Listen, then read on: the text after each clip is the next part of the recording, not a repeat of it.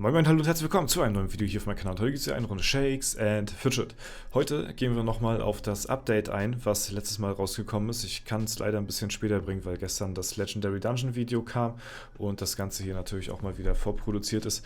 Vielleicht habt ihr schon gesehen, die Updates zur Hexe und zum Schmied. Für die Leute, die es nicht gesehen haben, sehr gerne hier nochmal ein kurzes Update dazu, bevor das Ganze losgeht und wir darauf eingehen. Denkt dran, ihr habt noch bis morgen Zeit, beim Gewinnspiel teilzunehmen und euch eine 100 € Paysafe-Card zu sichern. Dazu einfach auf das Video hier gehen von Mittwoch und Kommentar schreiben und dann nehmt ihr auch schon dran teil. Ich wünsche euch da natürlich sehr viel Erfolg bei. Jo, ansonsten die neuen Producer Notes sind draußen und wie letztes Mal schon erwähnt, gehen wir diesmal auf die Hexe und den Schmied ein und natürlich auch, wie das Ganze jetzt in Zukunft aussehen wird. Willkommen zur 6. Ausgabe unserer Producer Notes, wo wir uns auf die Verbesserungen der Funktion von Schmied und der Hexe in SF konzentrieren werden. Diese Änderungen sollen die Interaktion vereinfachen und die Benutzbarkeit dieser Spielelemente verbessern. Update der Schmied-Funktion. Wir haben alle Interaktionen mit dem Schmied innerhalb dieses Features zentralisiert und verwenden Tabs, um verschiedene Funktionalitäten zu trennen. Das eliminiert die Notwendigkeit von Pop-ups nach der Auswahl einer Interaktion und ermöglicht ein nahtloses Erlebnis.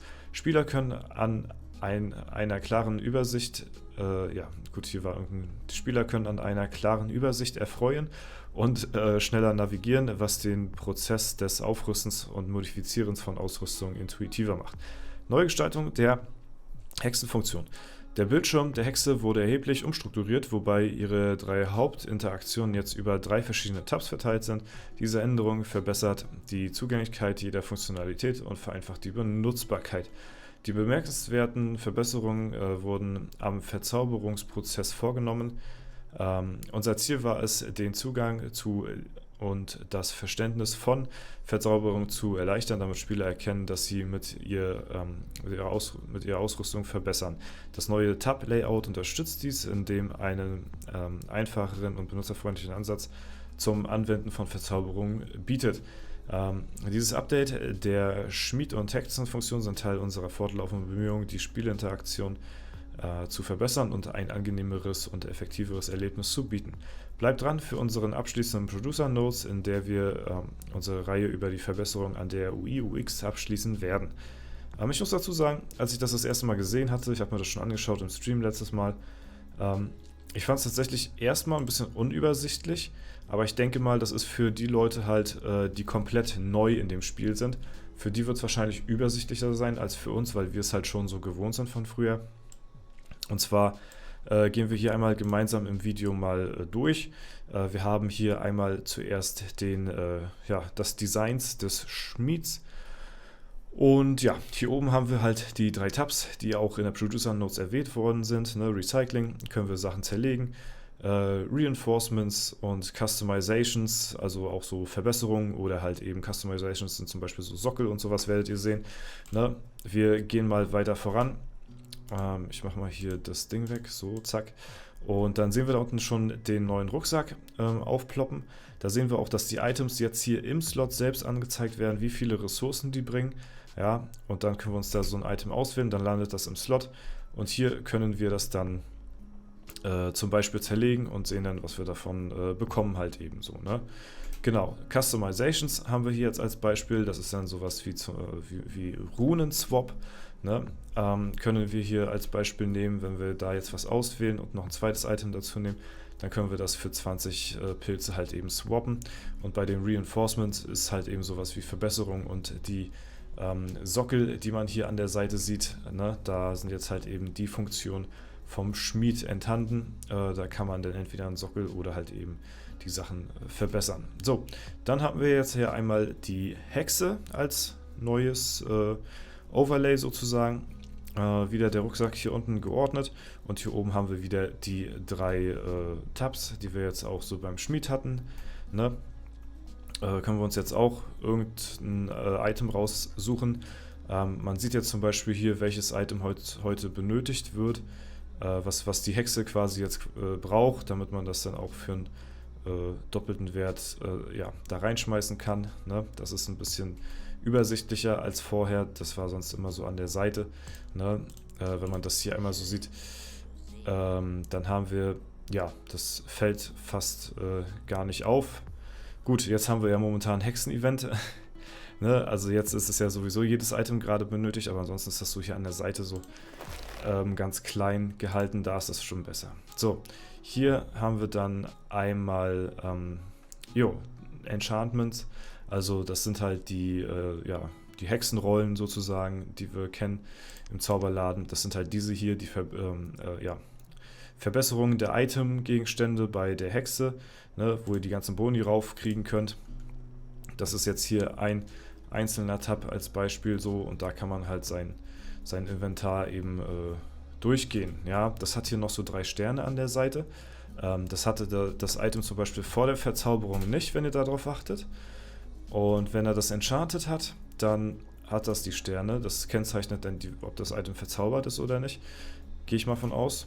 Ja, und dann ist das auch ein bisschen übersichtlicher gemacht, ob man da schon alles erledigt hat. Ja, oder halt eben nicht. So, ne? Genau, und so kann man halt eben die ganzen Sachen da jetzt in Zukunft bei der Hexe auch abgeben. Schreibt mir sehr gerne mal in die Kommentare, wie ihr das Ganze findet. Also wie gesagt, ich als Spieler, der das schon hier so gewohnt ist, muss ich sagen, finde ich ein wenig übersichtlicher, weil wir haben hier halt alles in einem Fenster sozusagen. Wir haben hier die Hexenrollen oben, wir haben hier an der Seite das Item, was die Hexe benötigt, und ja, man kann hier direkt halt auch das Item reinwerfen. Jetzt ist das halt in 3 Tabs geregelt, und ja, das kann natürlich auch in Zukunft wieder platzsparender sein, muss man gucken, wie es wird. Es ist auf jeden Fall ein wenig übersichtlicher gemacht, dass die Items extra gekennzeichnet sind, ob die schon Verbesserungen haben oder nicht. Ich meine, man kann hier natürlich drauf gucken und sieht halt eben auch zum Beispiel hier Verzauberung, ne, durstiger Wanderer. Ich meine, wir sehen es sofort, vielleicht neue Spieler, die müssen erstmal gucken, hier sind die Stats und okay, das ist verbessert und Zauberstab, Holster, wo ist das denn? Ne? Aber ja, so ist das Ganze dann ein bisschen besser aufgeteilt, auf jeden Fall. Ne? Also das mal so zu den, Neuerungen zur Hexe und zum Schmied. Und ja, nur noch mal ganz kurz auf meine aktuellen Statistiken, gerade hier im Legendary Dungeon. Oh Gott, hier habe ich tatsächlich einen Twitch-Drop mal erhalten, einfach durchs random Zuschauen irgendwann, ja.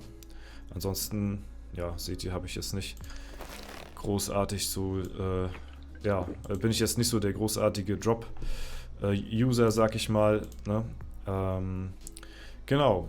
Ich bin bei 21 Runs, die waren auch nötig, weil ich hatte erst beim 19. Run meine Waffe gefunden, und vorher hatte ich komplett Pech gehabt mit den legendären Items.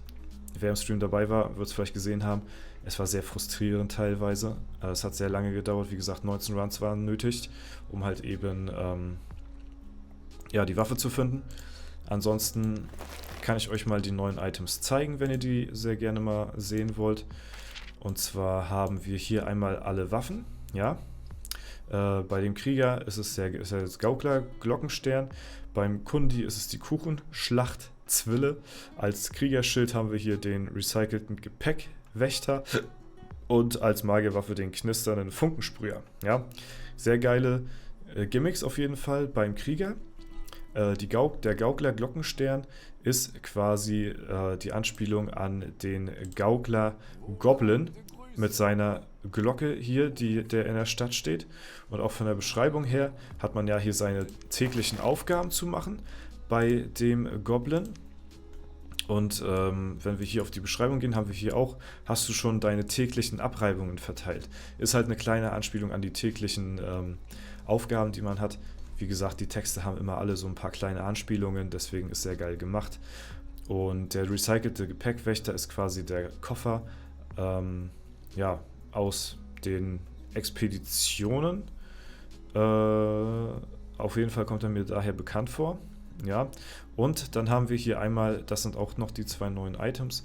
Insgesamt sind es 3 neue Items, aber eben Brustpanzerhandschuhe und die Waffe, aber die Waffe ist halt eben auch nochmal Kundi, Krieger, Magier, Waffe und Schild, ne? Deswegen sind es ein paar mehr.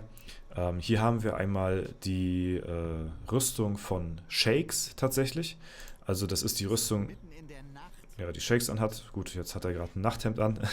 Also ja, das können wir es gerade nicht genau gucken, aber das ist auf jeden Fall die Shakes-Rüstung. Und dann haben wir hier einmal Wachstütze-Handschuhe, die auch sehr cool gemacht sind, muss ich sagen. Ne? Und das sind so die neuen Items. Die neuen Items habe ich auch mal angelegt. Die kann ich euch sehr gerne mal im Dungeon zeigen.